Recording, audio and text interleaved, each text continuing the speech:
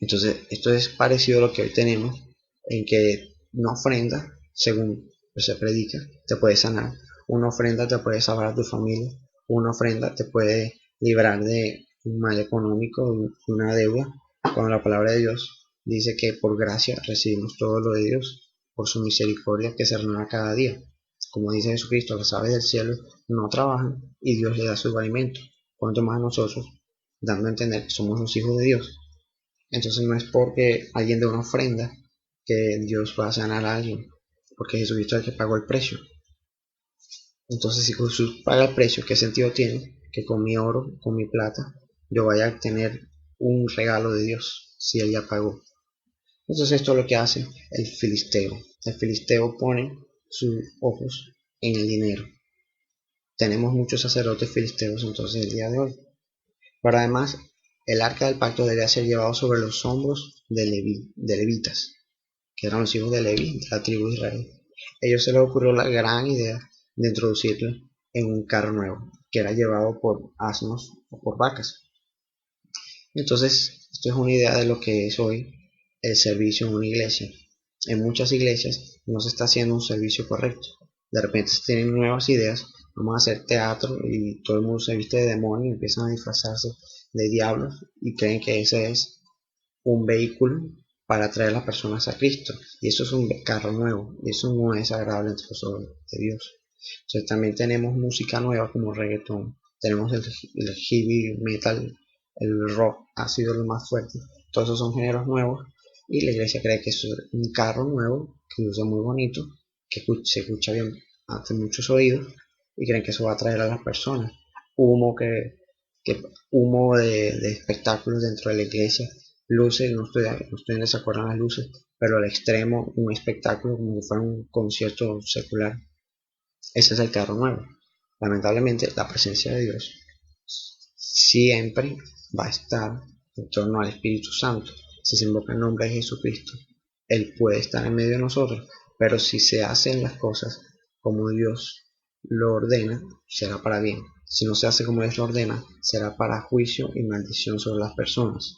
Lo mismo que le sucedió a Filistea, le puede estar sucediendo a muchas personas que están participando de una adoración profana, están haciendo un servicio falso a Dios, un evangelio falso, donde se disfrazan, como he dicho, de demonios para creer que así van a llevar luz.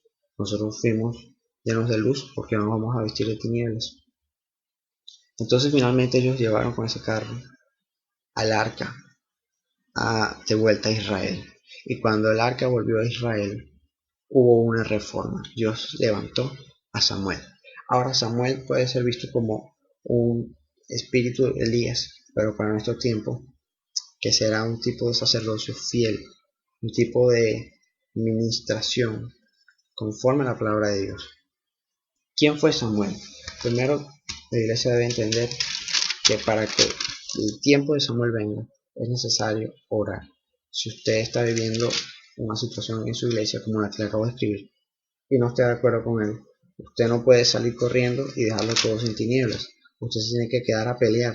Pues ese es mi consejo. Aunque lo más importante es que usted sepa la voluntad de Dios.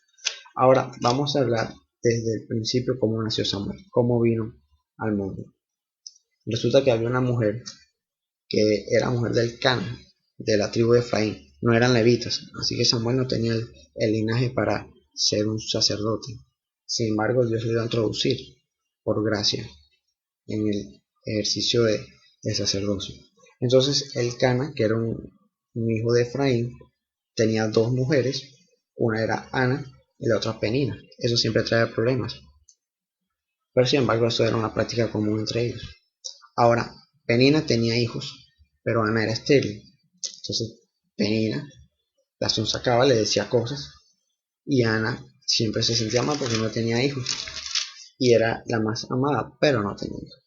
Entonces un día subieron a Silo para ofrecer el sacrificio que se hacía anualmente. Entonces Penina, como tenía muchos hijos, se le dieron mucha carne para ofrecerla a Dios, pero a Ana no tenía hijos, se le dio también una porción, pero ella se sentía mal, se sentía con amargura, porque no era una mujer fértil. Entonces ella se fue al frente al altar, ella se fue al templo y dice 1 Samuel capítulo 1 versículo 10. Ella con amargura de alma oró a Jehová y lloró abundantemente. Esa es la actitud de una iglesia que intercede con el corazón, no solamente con palabras. Ella hizo un voto de que si Dios le da un hijo, ella iba a entregar a su hijo para que él sirviera a Dios en el templo todos los días de su vida. Entonces, mientras ella estaba orando, el sacerdote Elí, que no era tan viejo en esa época, o sí, ya era viejo, el sacerdote Elí la vio que se movía sus labios, pero no sabía qué estaba haciendo y pensó que estaba borracha. Pero entonces la mujer le contesta: no tengas a tu sierva por una mujer impía o borracha, porque la magnitud de mis dolores y de mi aflicción he hablado hasta ahora. Por la magnitud de mis congojas y de mi aflicción he hablado hasta ahora. Entonces ella le pidió a Dios de esa manera que le diera un hijo. Y Eli la bendijo y ese fue su casa. Y Dios le concibió que la petición de su corazón y le dio un hijo, cual puso por nombre Samuel, que significa pedido de Dios. Entonces Samuel nace en medio de una intercesión por fe. Entonces Ana llevó a Samuel al sacerdote Eli cuando ya era suficientemente grande para tener conciencia y empezar a servir. Él fue como un siervo de Eli todos los días de su vida. Entonces Eli lo puso a servir en las cosas del templo. Y Samuel empezó a profetizar. El Espíritu de Dios venía sobre Samuel y él empezaba a hablar palabra de Dios. Y esto sucedía en torno al templo. Ahora hay que explicar una cosa. Durante los tiempos de apostasía hay muchos profetas. Muchos se dicen profetas, pero muchos no lo son. Cuando la gente no está de acuerdo a los lineamientos de Dios, el pecado hace una separación entre Dios y el hombre. Entonces no hay revelación de Dios, no hay palabra de Dios, porque la gente está dándole las espaldas a Dios. Sin embargo, Samuel se guardaba para Dios, era fiel, siempre buscaba su presencia. Dice la Biblia que Samuel un día estaba durmiendo, como dice, un día estando Elí acostado en su aposento, este es el capítulo 3, cuando sus ojos comenzaron a oscurecerse de modo que no podía ver, Samuel estaba durmiendo en el templo de Jehová, donde estaba el arca de Dios. Samuel no tenía una litera, una cama, por costumbre allí. Samuel se acostó allí a dormir cerca del arca del pacto, porque ahí estaba la presencia. Samuel buscaba la presencia de Dios, por eso Dios hablaba a través de Samuel, lo escogió para ser profeta. Sin embargo, en el resto de Israel, la palabra de Dios escaseaba, porque había apostasía.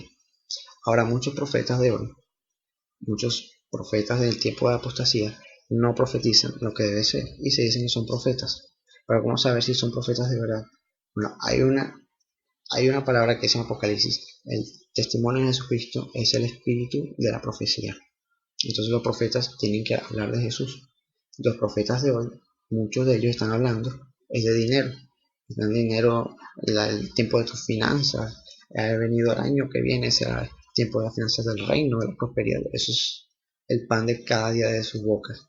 Entonces, vemos una diferencia aquí, que cuando Moisés hablaba cara a cara con Dios, él no le hablaba al pueblo: el año que viene van a haber finanzas del reino. No, él hablaba de sus pecados, porque el pecado era lo que separaba a Dios del hombre. A lo que a Dios le interesaba es que el hombre volviera a él, y el pecado era el único obstáculo. Entonces los profetas que Dios siempre levanta hacen referencia al pecado del pueblo. Por eso muchos son odiados, muchos son detestados, porque siempre hacen referencias al pecado, no le dicen cosas bonitas a la gente. Eso es una manera de reconocer a los verdaderos profetas. Y en tiempos de apostasía, cuando vienen a decirte palabras suaves, no importa cómo tú vas a ser prosperado, dame una ofrenda, eso no viene de Dios, porque siempre que estamos apartados de Dios, Dios va a venir para convencernos de pecado, no para abrazarme y decir: no importa cómo tú seas, yo te voy a bendecir. Eso es mentira.